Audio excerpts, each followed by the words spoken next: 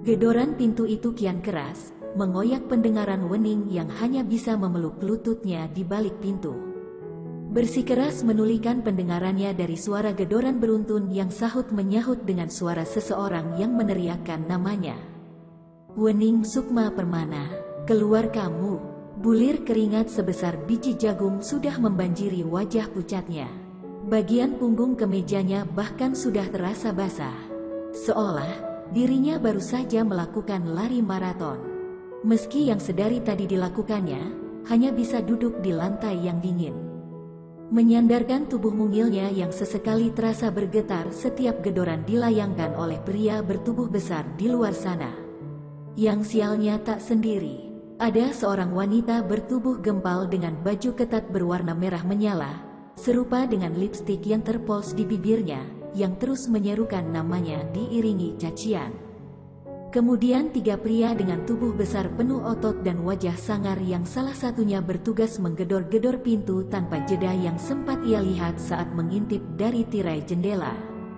Ingin sekali melarikan diri ke dalam kamar. Bersembunyi di balik selimut dan menyumpal telinganya agar tak lagi bisa menangkap suara sumpah serapah yang ditujukan padanya. Tapi Wening tak bisa menggerakkan tubuhnya yang tremor. Dia bahkan kepayahan menenangkan degup jantungnya yang menggila. Astaga, ini sudah nyaris 1 jam. Apa mereka tidak lelah terus berteriak dan menggedor daun pintu yang terbuat dari kayu jati tebal dan keras? Sepertinya tidak. Pria-pria itu bisa saja menghancurkan daun pintu yang kini menjadi satu-satunya pelindung Wening dari amukan mereka. Ini sudah nyaris tengah malam.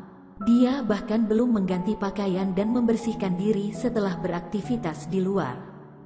Ya, meski aktivitas yang dia lakukan beberapa hari terakhir adalah mendatangi rumah saudara dari pihak mama ataupun papanya yang sialnya tak ada satupun dari mereka yang sudi menampung Wening. Melihat wajahnya saja, mereka yang dulu begitu baik kini berbalik menatapnya bak wabah penyakit.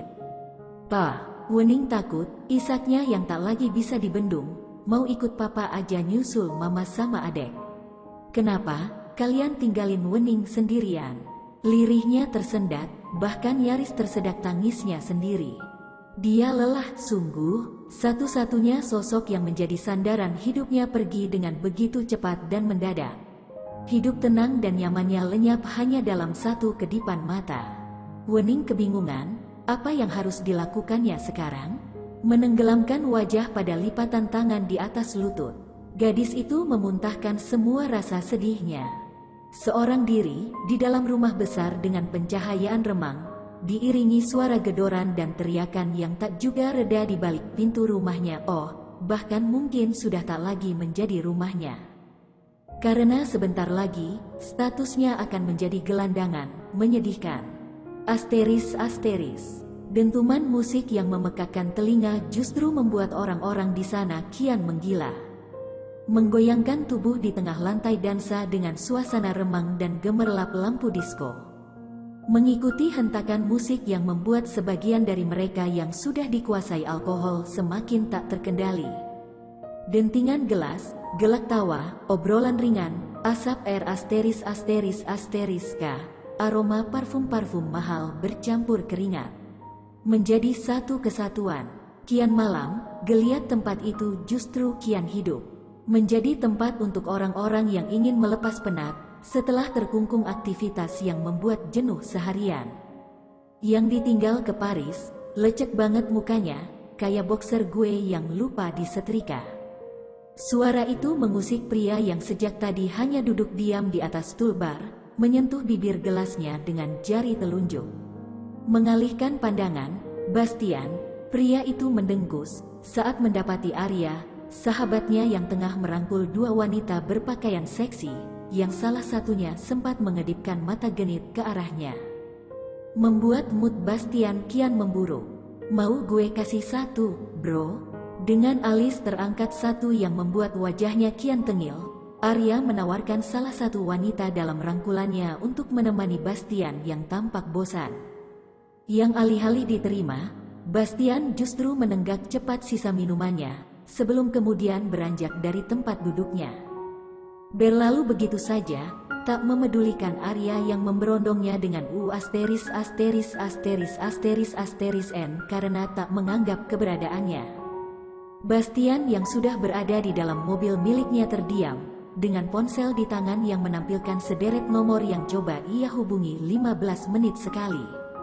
Sialnya, sejak 2 hari panggilannya selalu diabaikan. Apa sesibuk itu, bahkan memegang ponsel pun tak sempat. Ada banyak wanita yang bersedia melemparkan diri ke dalam pelukannya. Bahkan ia tak perlu bersusah payah melancarkan rayuan. Sayangnya, Bastian bukan pria yang suka dikelilingi wanita, bahkan sekadar untuk kesenangan satu malam. Terlebih, hatinya sudah tertambat pada sosok yang kini tengah berada jauh darinya karena urusan pekerjaan. Hal yang membuat Bastian uring-uringan dan semakin ingin mengikatnya dalam pernikahan, agar ia tak perlu lagi tersiksa karena berjauhan dengan sang pujaan hati. Pujaan hati, astaga, Bastian tergelak sendiri. Kenapa dia begitu menggelikan? Mungkin 2 gelas vodka membuatnya jadi melankolis seperti ini. Menekan tombol hijau, hanya nada sambung yang cukup lama dan akhirnya terputus yang kembali tertangkap pendengarannya. Membuat Bastian tak bisa lagi membendung kekesalan, hingga melempar ponsel ke atas dashboard sebelum melajukan kendaraannya dengan cepat. Menembus jalanan di tengah malam yang mulai lengang.